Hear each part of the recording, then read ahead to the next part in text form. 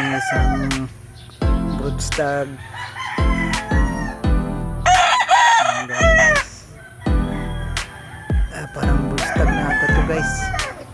Mahigit na to siguro isang taon yung manok na yan.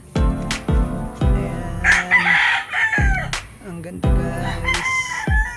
Ito guys. Ayan. Ito guys. Ayan. Napakagandang inahin. Pulit pa lang to guys. Alis din natin to sa ating backyard breeding. Ayan. Ang ganda. Pulit ito. Ayan. Ito guys. Isa rin sa ating ginagamit na ating materialis. Backyard breeding lang po tayo guys. Ayan po.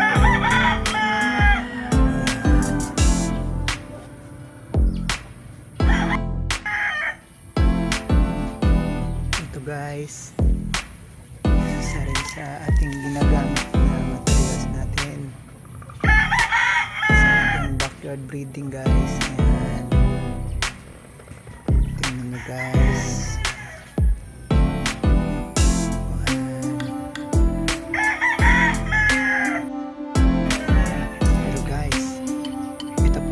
Sa ating ginagamit na breeding materials natin. Ayan guys. Ayan po kanyang figura. Ang gandang manok.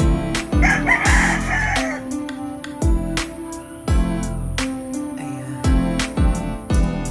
Ito guys yung ating broodcock. Ayan. Magaling na broodcock. Ayan guys. Tingnan mo kanyang tindi guys. Ayan ang ganda.